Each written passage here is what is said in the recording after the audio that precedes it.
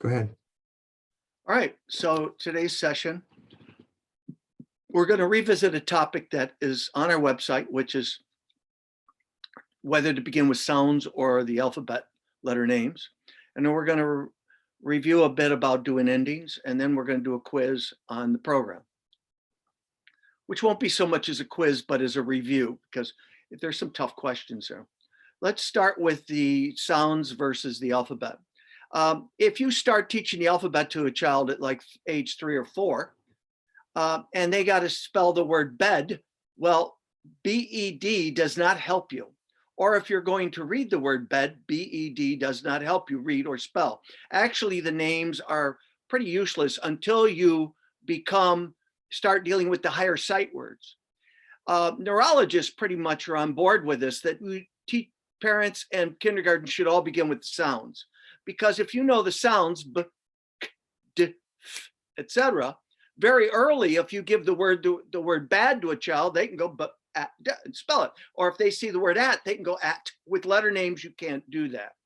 So why do people do the letter names? Well, it's hard to break old habits. That goes back, 150 to 180 years ago, and it's hard to break old habits, one. Number two is there's a test for dyslexia, which is a rapid naming test, where you rapidly name letters, and that helps pick out young kids who have dyslexia. So it appears that names are crucial. However, if you taught the sounds, you would get the same results as a rapid sound test, because really a sound is just another name for the letter. So rather than going B, D, X, C, quickly, you'd be going B, F, and be doing a rapid sound test. So the fact that they did a test for something which we don't really need, and it helps predict dyslexia, is irrelevant to how to teach.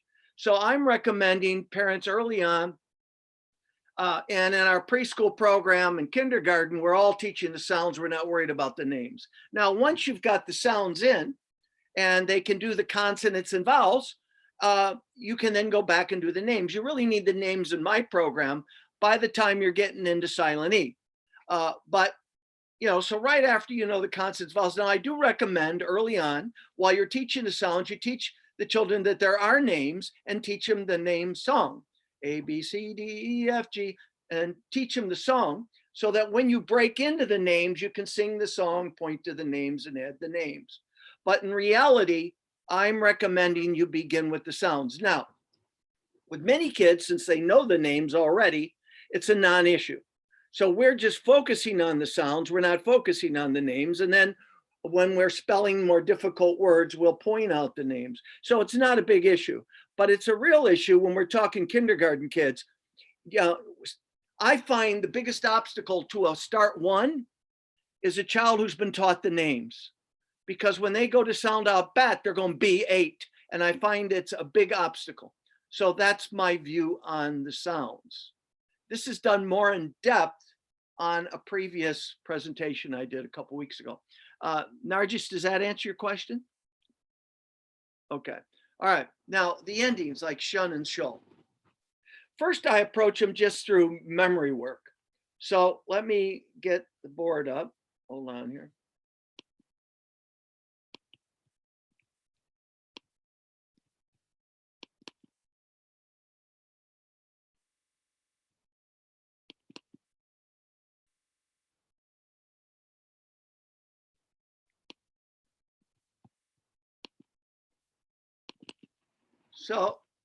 So initially it's done through, can you guys see the board? It's done through regular memory work. So I'll start, on concept 9, it tells you the order in which to go. So it'll have you do these 4 prefixes, some of these roots here, and then these endings. Okay, remember green means go, prefixes at the beginning, red stop, endings at the end of the word, and these are the roots. Okay, so I'll just be going, before I'll do it, I'll be going, let's say, here, I'll just say, hey, let's put a P here. What would this be? Pull. Let's put a T. What would this be? Tull. Let's put an F. What would this be? Full. And then today I'll say, we're going to put an F here. So today this is going to be a full. Then I'll teach shun and ibble and ubble and ation. And then I will just basically do the same thing I do with a lesson. I'll say the sound and they'll point to it, and then I'll point to it. Okay. So I'm doing that along. So when I come up to the shul and shus, these down here, I'm pointing out that these have an sound. That's how the dictionary shows them. So that we have, they're like the schwa, they're like many of our words at the second syllable where they're unaccented, where they have So we don't say parent, we often say parent. And that we tend to give things an sound. So this generally is unt, like parent, servant, unts, both of these unts, shull, shus, shunt, she. Okay, now, so then I will go into saying the sound, and I'll do as many as they can handle, like unt, and they'll go unt, unts, they'll go unts, shull, they'll go shull, and then I'll point. And then when I'm having them build words, pull out pro, rupt, I will use the new ones, pro, rupt, unt. Make it pro, runt, shull. Make it pro, rupt, shull, shus. So I'll start using them. And then when I build them for reading, I will involve them dis, rupt, shull, shunt, unts. I'll start using them for reading. So that's the start. It's all drill. Yeah. I have a question. This is on a Mac. Do we have this on a PC? I see what you're saying, because you're using, are you using the, Wizimo. okay. You don't have There- access. There's the Google board and the Jamboards that people have made. Do you not have you not seen those? I not. Can we keep on with the lecture and talk Sorry, about the operations Yes, afterwards? That'd be yes. great. Thanks. Yeah, if you can share Now, those. this in the still chat. isn't going to transfer, folks. So what you need to do is you need to go to the words in 9D, which I'm going to show you. Because I found recently with this kid I'm working with that even though we covered the ending, he wasn't applying it. So you need to go to the lessons book and in 9D, you're going to see I have the most frequent words from the 1,000 words. These words here. These are the most frequent words from the 1,000 most frequent words that have endings. So we'll go here. They're not up. You didn't share your screen. It's coming. Okay, so I'll go here. And I'll say, okay, what's the ending here?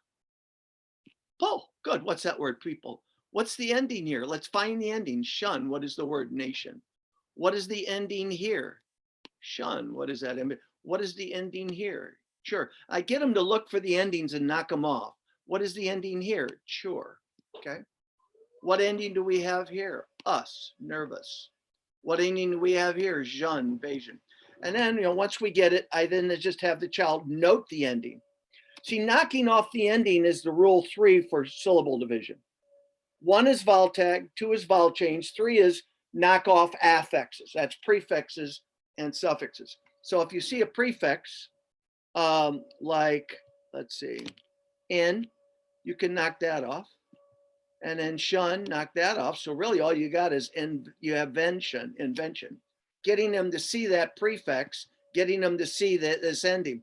And a child who's getting good at this should actually tag the prefix and then tag before the ending, confusion. Here's a prefix, in, now we have an ending, tag before the ending, invasion. Here's a prefix, decision. So I teach them to kind of knock off the prefix, if you see it, X.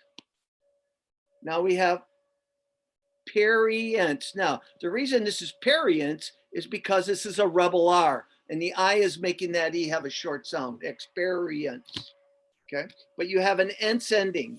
You have this ending, you have the prefix of X, and you have the ending of unts. Okay, now let's go to reading.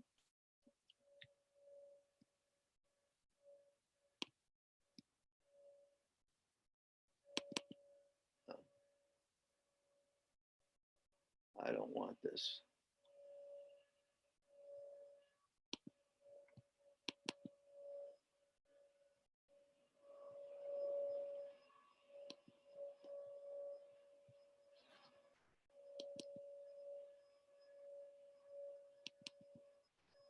All right, I'll have kids who aren't, when they're reading, applying what they know.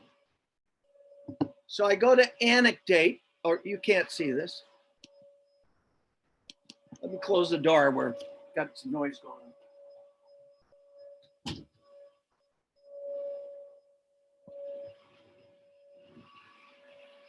So a child who's reading, and let's see, let's go to a good word like, let's see.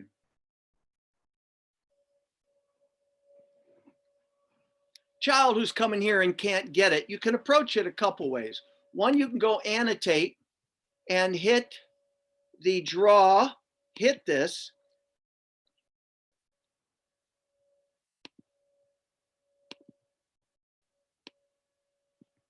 And you got this pen. So then I start pointing above. So a child who's having trouble, like they had here, I can actually go here and say, let's divide here. I can even draw a line. Disappeared in Greece years ago under very strange. If they're having trouble, I can actually help them. Conditions and say, okay, we have an ending here. And we can show that you can knock off the ending with the pen. But I've recently found there's another cool way you can do this, is hitting the box. And if a child's having trouble with, let's say, prefixes and endings, let's try university, let's see, left home, disappeared.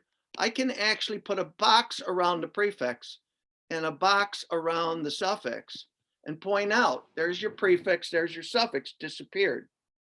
Here, we put a box around the prefix. Notice I put this plus above the P, presumed. And we say we have an ending here, but it's having the dis sound.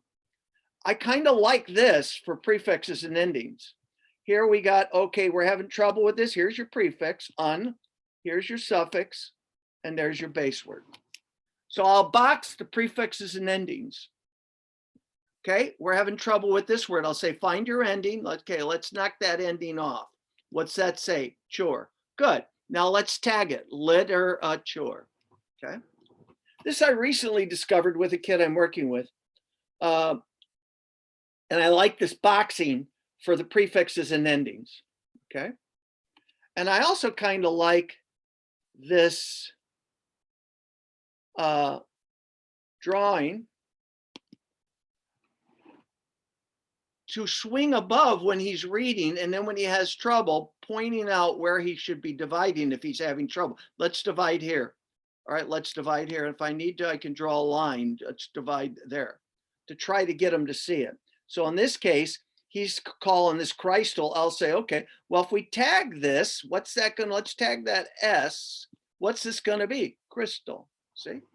So I'll use this a bit to help a child break words into this syllables. And then I'll use the box to box prefixes and endings. That helps transfer, Randy. Okay. So now if you're in the Zoom and you're using Wizimo, it doesn't have all the endings. So you'll need to use our copy of the board, and you can get a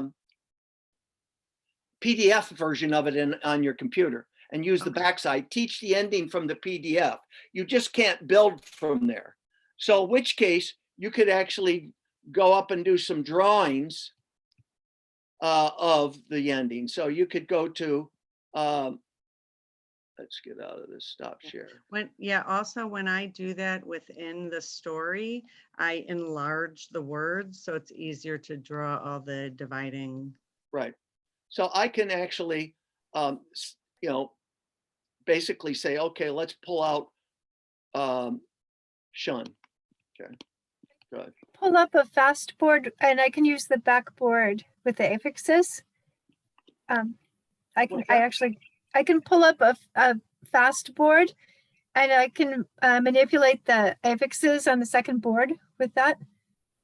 Good. I use it a lot. Okay. Do you have a map? No, I don't. Okay. So Yeah. what? I just went into the LearnUp folders, and it's in there. Okay. Yeah. So check it out. Okay. Yeah. Anyway, so notice that generally when I'm dealing with the endings, I do the drill on the board, then I'll transfer to 9D with the words and get them to locate it.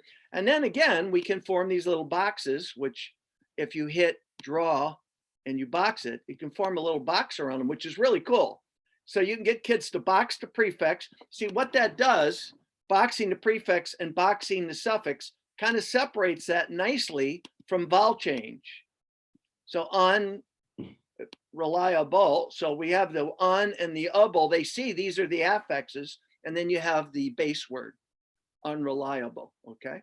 So this is kind of a slick thing you can use during the reading process. Okay. Questions on that? All right. Cool. All right. Let's do a advanced quiz. So do this as best you can. Nobody's going to know your answers, so don't worry about it.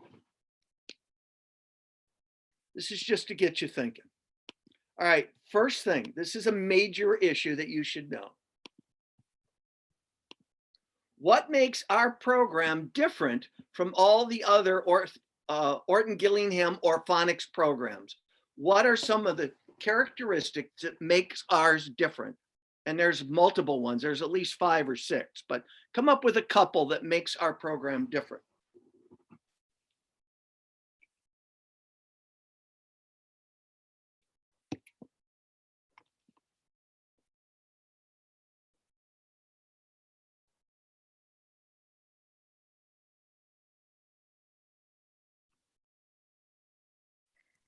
Did you want them in the chat box or we're just writing them down?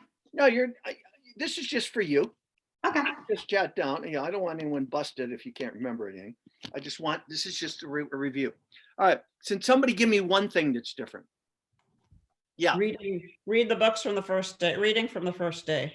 Big, read books first day. What's another thing? Yeah, Nargis? Piggyback on the books, I think the books are the key to this program because Right. it has the sight words, it has everything that is interesting to the kids. Right.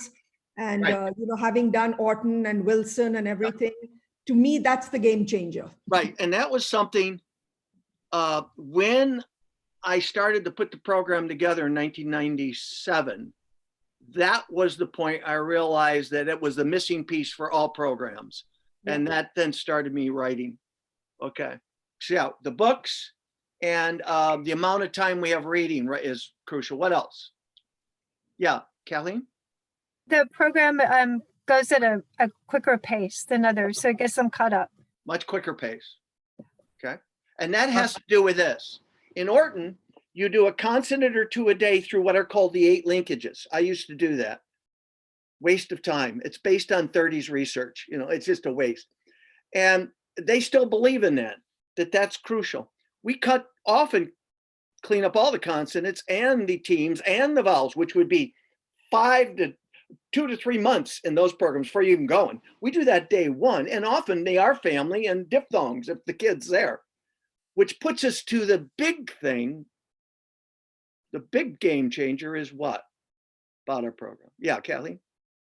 The books directly reinforce the concepts they're learning. That's it. And there's another big thing. Okay. George, what do you think it is? What makes ours different than other programs? A big change. I was saving a big change for the end. Your recent edition, I don't think this is what you're talking about, but your recent edition of using voice typing, I think is very progressive. The voice typing is amazing what it does for a kid. Amazing. The 5 starts. The 5 starts, we're the only program that has that. Yeah, That's starting from where the child is at. Yeah, the 5 start. Usually everyone starts from the beginning. So if you have a start 4, you're still beginning with consonants. You're dealing with the consonants one at a time. The other thing is the board. We use the board, not flashcards. Flashcards bore kids to death. So those are some of the significant differences that makes ours more effective. Okay. Also, it's easier for the tutor to learn how to do this program. It doesn't take 2 years and billions of dollars. Right. And you want it to be 5 days a week. Yeah. And Right. parent involvement. Right. All those. All right. Number 2, what is the yellow brick road? What is the yellow brick road? Besides Concept use to just go through the reading first before you address spellings. Right. Is that correct? Okay. Yeah, the Yellow Brick Road is at the back of the lessons book. I did this years ago.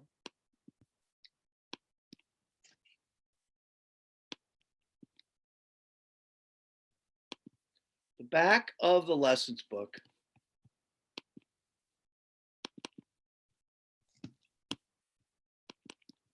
Here is the scope and sequence. This is kind of the Bible.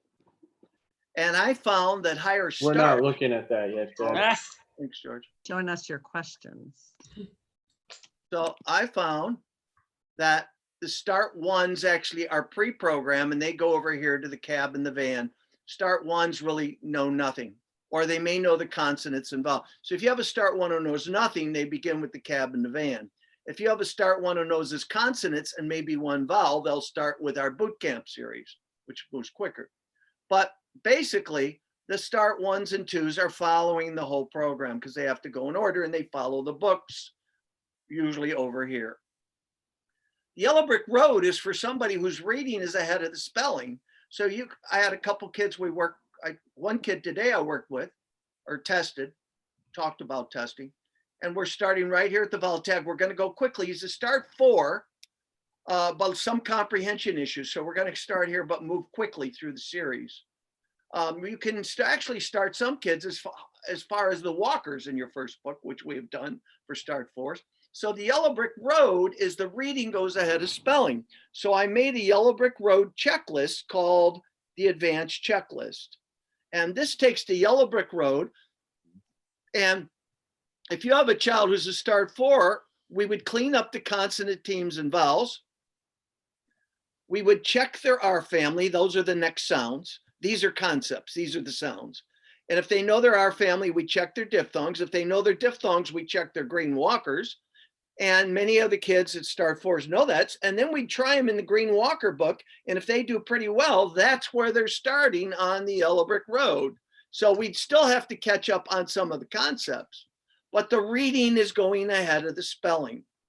So they'll be reading a book up here, but their spelling, they're still going through the program, the basics program. That's called the Yellow Brick Road. Now that's more advanced. And that's the gift of the program. As you get better, you'll get a sense of how this Yellow Brick Road works. Okay. All right. Next question. Don't answer it right away. I want everyone to have time to think about it. What is the main problem of a child with dyslexia as it comes to reading?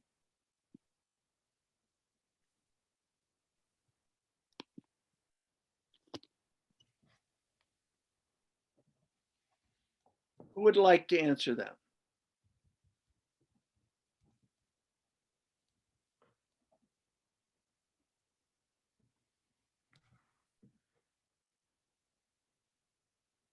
Okay. Anybody? Is that- Brandy? My guess is that they haven't been taught the right way how to read. Okay. Carla? I was just going to say, because they've got more difficulties with the phone modular stuff, that's the word form area, isn't it? That's not firing as readily as it is for other children. Gotcha. Right. Yes, Nargis? They somehow their comprehension can be really good when you read to them, Right. but the sounds they cannot hear the sounds. So Exactly. the reading becomes very laborious. The way to look at it is they have fuzzy sounds. They have a decoding problem. And the way to look at it is from vision. If there's a red brick building, somebody with vision problems may not see the bricks. They just see the red wall. That's kind of how kids are with dyslexia when it comes to sounds. They don't hear the sounds in the word. Since they can't hear the sounds in the words, they're not firing the word form area, as Carla pointed out. So you have a total breakdown. They're not being able to sound out words, and it's a decoding problem. So their decoding is low, but their comprehension's high.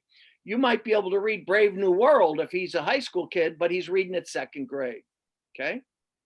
Versus some kids whose comprehension is low and their decoding is high. That's actually the next question I was going to ask, but I'll answer it for you. Nonverbal learning disordered kids often have high decoding, They have left hemisphere gifts, but their right hemisphere, they're not picking up subtleties, metaphors, similes, and therefore your program has to be more dealing with comprehension. Okay, those are two issues. Great. All right, next question.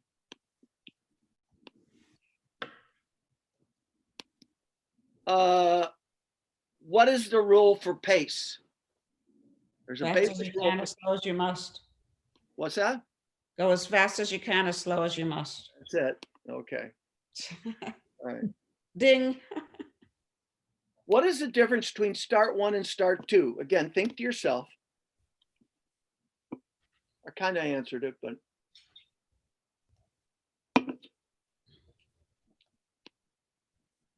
Anybody want to answer that? 4 sounds at start 1, only 4 sounds. Can be. If they're a beginning start 1, just a 4 consonants of vowel. If they know their consonants and 1 vowel, we go ahead with Mad Cat and Bad Ram. We're in boot camp. So it depends. If they know nothing, we're at, which we've had a couple kids recently, they're at the cab and the van. But if they know their consonants and maybe a vowel, we're at the first book of boot camp, which allows us to move quicker. And then we go. Now then, once you're in boot camp, if the kid does real well in Bad Ram, we skip Mad Cat and go to the short A book because there's 2 books for each. But a child that we worked with here recently struggled with Bad Ram, so we're doing 2 of the each. Okay. And then from there, if they're having severe problems, getting out of that, we have 2 series to go to. The one written by George is Carnival, which is the program through diphthongs written with 1-syllable words, or Tales of Youth, which moves quicker. If you have a kid who's pretty severe after boot camp and low fluency, we go to Carnival. And when they're finished, we move over to Rascal the Pup for 2-syllable words and do Tales of Youth. If a child does pretty well in boot camp, we goes to Tales of Youth. And those are decisions I'll make at the clinic. I'll say they need to go right from there to the Carnival or whatever. Okay. So a start 1 is at the beginning. Now, what about a start 2? What's the deal with him or her?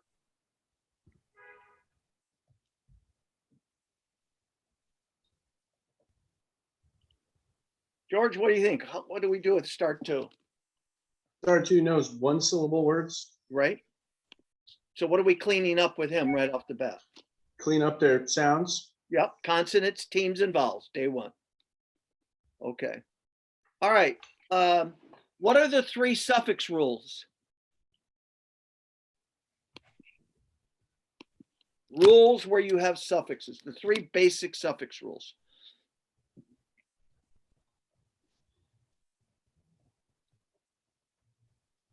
Kathleen. Let's see. Right, I'm blanking. Let me think for a second here. Maybe Silent Are we doing closed open syllables? Those are part of the 6 syllables, but the suffix rules, Alexandra, what did you say? the bully rule. Bully rules, there's 2 of them. Silent E. 2 bully rules. Bully rule Vowel B. and when Silent E. and what? Silent E. That's the second. So you walk away, you add a consonant, and then the third suffix rule is what? It's a concept 19. Y to I. Change Y to I. Good for you, Carla. Change Y to Randy. I, like penny to penniless. Okay. Randy said that, not Carla. All right. Nice job, Randy. All All I right. thought it. Although but Carla's very smart too. All right. I didn't actually know I couldn't remember what they were called in the program, but I remembered from my other training. I want you to tag this word. Don't say it yet. Just tag it. Okay. So who knows where I divide that if I tag it? Yeah, After the M. Nargis? Between the N and the A? Yeah, that's my tag, Fennel. Okay. All right. All right, Nargis, who do you know how to change it? To what? Change the tag. So let's say fennel isn't the word. So we change the tag. When we change, where are we dividing? Between the E and the N. E and the N. And what does that become? So it's phenol. No. There you go. Good job. Okay. What are the first couple steps of fluency? This is a trick question.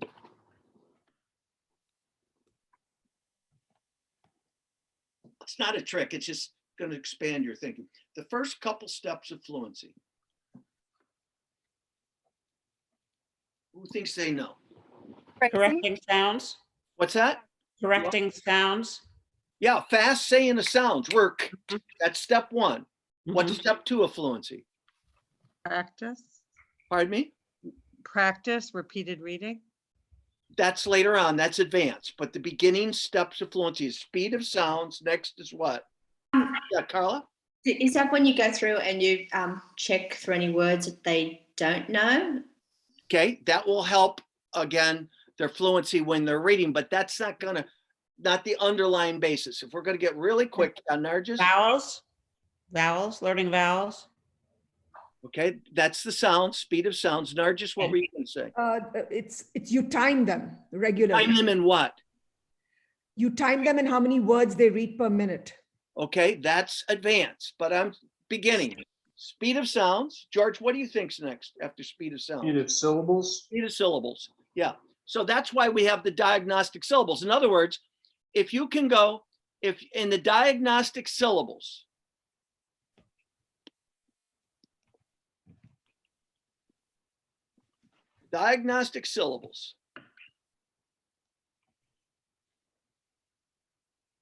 which correlate to the concepts.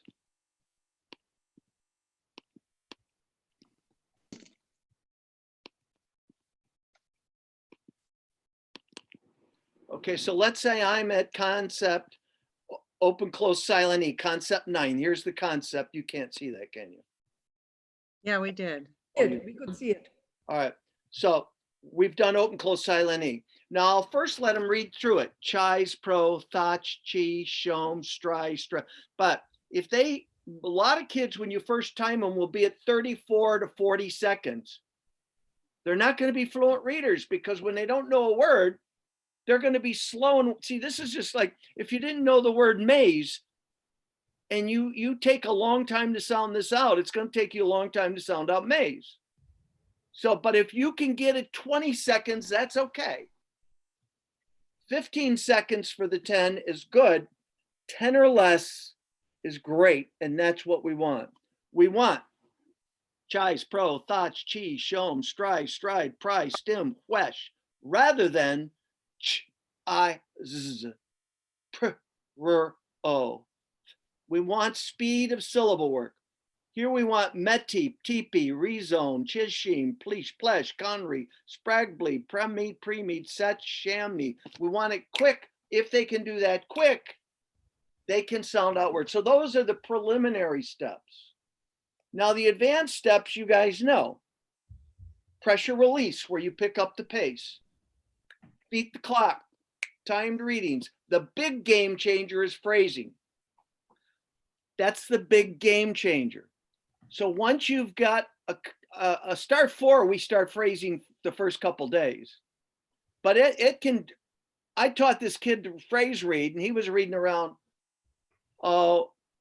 in my Pep Bakery read 36 words a minute initially with 6 errors. And after we did phrasing, after a while, after a month or two, he was up to 180 words a minute phrasing. It really picks up your pace because you're no longer looking at a word, you're looking at a group. Keep in mind when you look at a word, you're seeing anywhere up to 9 letters to your right, which allows you to start picking up that phrase. So phrasing, timed readings is really what works with fluency. Okay, I know we're just about out of time. Let's see.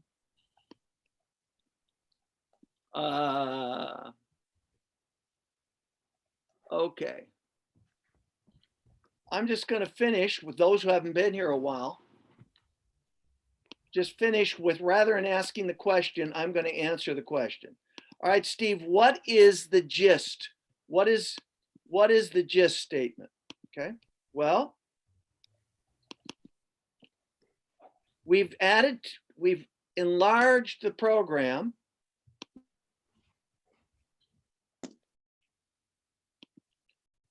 Greatly when it comes to comprehension, and it's feeling complete now. I've been working on this for years, but now that this is nailed, I feel it's complete. And basically, when I'm working comprehension, I tell kids, hey, we're going to do a case study of this book. It's a detective case, and we're going to do a case study. Now, I've run this through romance stories, action stories, horror stories, mysteries. You can do the case with anything. Okay. So the case is the who, what, where, when, and when. So I will be asking the child as we're reading, what is the case? What is the who or what? What is the where and when? That's the case. And the case can enlarge as we go on. So as we're moving through the story, I'll say, okay, is it the same case or do we have more? Oh yeah, we've got a couple new people. That's the case. Now, once we get a because, that's the gist. Somebody or something did something because, and we're now getting into the why question, which is now inferencing. That's the gist. So this is the case. Here's the gist. Another name for the gist is the main idea. Okay. Now, once you get into the effects, you're at the conflict gist, which is really the center part of the elements of fiction. Because now you got somebody or something did something because the effects were, the problems were, and the solution was. That's the conflict gist. Now, if a child can give me the case, the gist, and the conflict gist, they have a pretty good understanding of the story. So this we have more in depth, and I believe, George, have you isolated this in the videos? George had to go to tutoring. Okay, gotcha. The gist, yeah, the gist is under comprehension. Okay.